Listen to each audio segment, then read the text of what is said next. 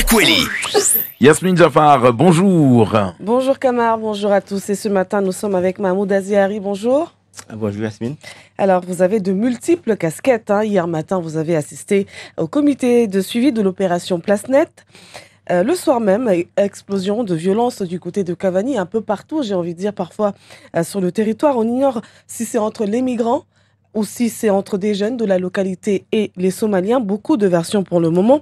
Mais on se pose la question, cette opération Place Nette se déroule-t-elle comme les forces vives l'ont imaginé ? Mais on ne peut même pas savoir, puisque c'est encore une fois l'omerta du côté de l'État. C'est toujours pareil, on a vu le sous-préfet hier, parce que le préfet, on a l'impression qu'il ne veut plus nous parler, la ministre non plus.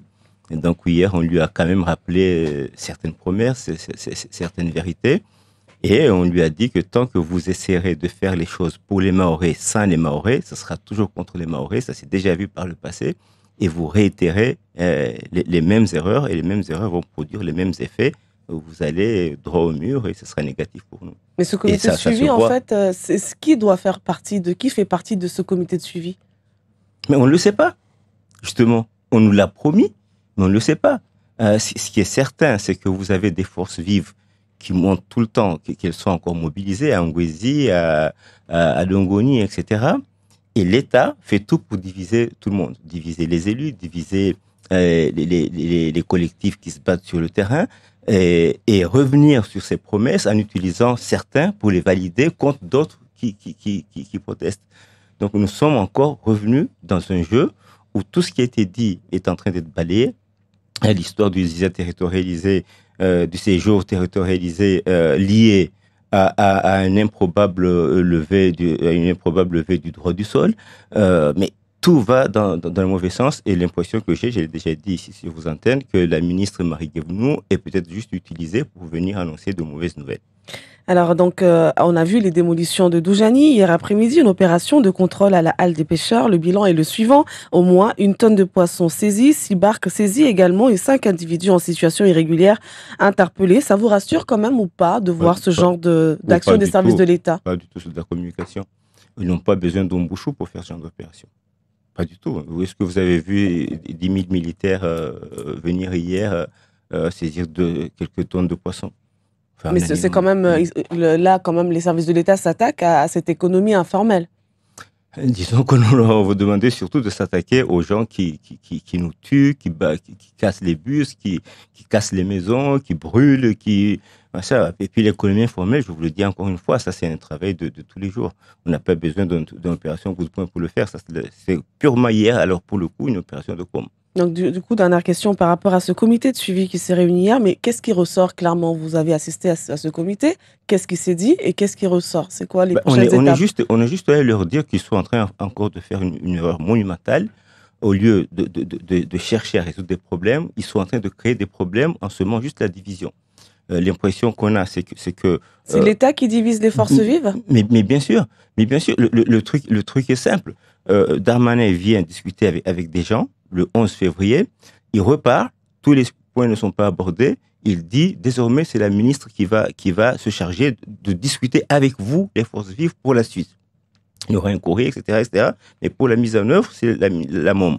La MOM revient quelques jours après, elle dit moi je veux pas les voir. Alors moi personnellement j'ai contribué à discuter avec Seydou Marouali, avec le maire de Mamoudzou, et puis d'autres ont contacté le président Benissa pour leur dire attention, ne faites pas cette erreur de dire que vous ne voulez pas les voir. Alors elle a reçu deux groupes. Mais là, est-ce qu'on peut reprocher justement à la ministre chargée des Outre-mer justement les tensions, les divisions internes entre les forces vives? Est-ce que ce n'est pas un peu gros comme...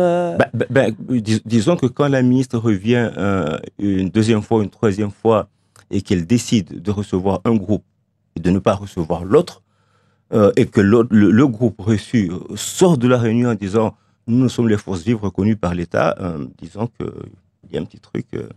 Mais ça, ils peuvent continuer. Hein. C'est juste, ils font ce qu'ils veulent. C'est juste que nous, on leur a dit hier, moi, personnellement, j'ai beaucoup contribué à persuader les gens de quitter les barrages la deuxième fois, après une réunion avec le préfet. Qu'ils continuent ce jeu-là. Hier, on leur a juste dit, moi, personnellement, je ne m'engagerai plus. Et tous les gens qui étaient là ont dit, si maintenant la population redescend dans la rue furieuse, nous on assistera juste, mais on ne dira plus à personne quoi que ce soit et il n'y aura pas de coordination et vous en subirez les conséquences. Et les barrages peuvent revenir incessamment sous peu, on peut... Mais bien sûr, mais vous en parlez déjà entre vous, entre les forces vives? Mais vous avez vu le nombre de bus cassés ces jours-ci. Hier 7, un certain mercredi, 18 bus, 19 bus dans la matinée. Enfin, mais le regain de violence est plus fort maintenant que ce qu'il était avant le mouvement. Donc les gens se disent, non mais il y a... Est-ce que le fait d'avoir plusieurs interlocuteurs, parce qu'on sait que les forces vives, il y a plusieurs branches, pour ne pas dire divisées, est-ce que ça ne vous dessert pas aujourd'hui?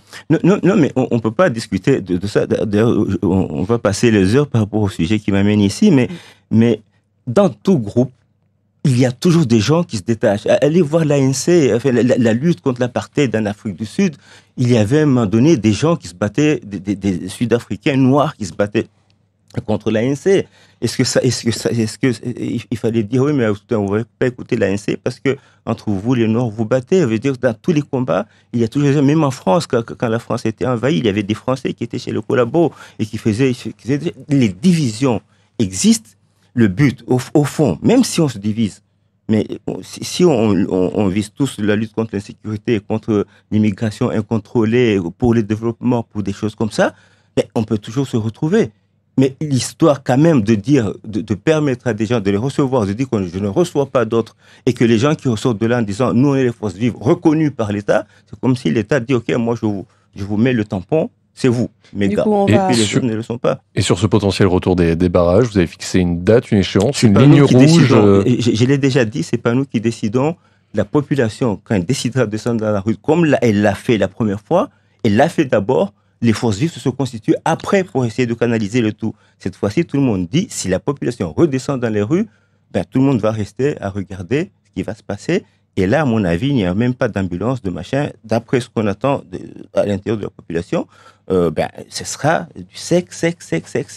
Mahmoud Azari, vous allez maintenant vous enfiler votre casquette de conseil en finance et stratégie d'entreprise. Vous ne comprenez pas, je dirais même que vous êtes assez en colère suite à l'attribution du marché Caribus à la société Optimum. Pour quelle raison? Mais pour une raison, d'abord, je ne suis pas surpris, ni moi, ni les autres. Là, je suis vraiment content aujourd'hui. Je ne sais pas les gens qui me voient à l'écran, ceux qui ne sont pas à la radio, mais à l'écran, on voit le bouton que j'ai sur la lèvre montre des signes de fatigue extrême. Je suis fatigué de me battre, mais de me battre tout le temps. Et ici, dans cette histoire-là, on a des prédateurs économiques à Mayotte, mais ça fait des années que je le dis. Il y a l'État qui soutient ces prédateurs économiques et qui même organise la corruption. Qu'est-ce que vous appelez prédateur économique? Un prédateur économique, c'est quelqu'un qui utilise tous les moyens pour mettre la main sur un marché. La société Optimum, je ne sais pas, enfin en tout cas moi je n'ai jamais entendu parler de cette société. C'est très bien que vous n'ayez jamais entendu parler parce qu'elle est née tout récemment. Alors si je veux faire l'historique de la raison pour laquelle cette société est née, ça prendra du temps, mais demain à la Réunion... Elle est née à Mayotte? Elle est née à La Réunion? Elle est née où, cette société? La société Optimum a comme actionnaire une holding qui s'appelle MF Développement. Je crois que c'est Management Finance Development. Je ne sais pas pourquoi son nom, je ne sais pas si c'est français ou anglais. Et finalement, c'est le même actionnaire que Matisse. Donc en fait, c'est la sœur de Matisse. Bon, alors il y a des raisons judiciaires probablement qui ont poussé, dont nous sommes à l'origine, qui ont poussé les actionnaires de Matisse à créer Optimum. Mais Optimum, c'est juste un truc qui a été créé, balancé à Mayotte, parce que le M de la fin de Optimum, c'est Mayotte, comme Matisse.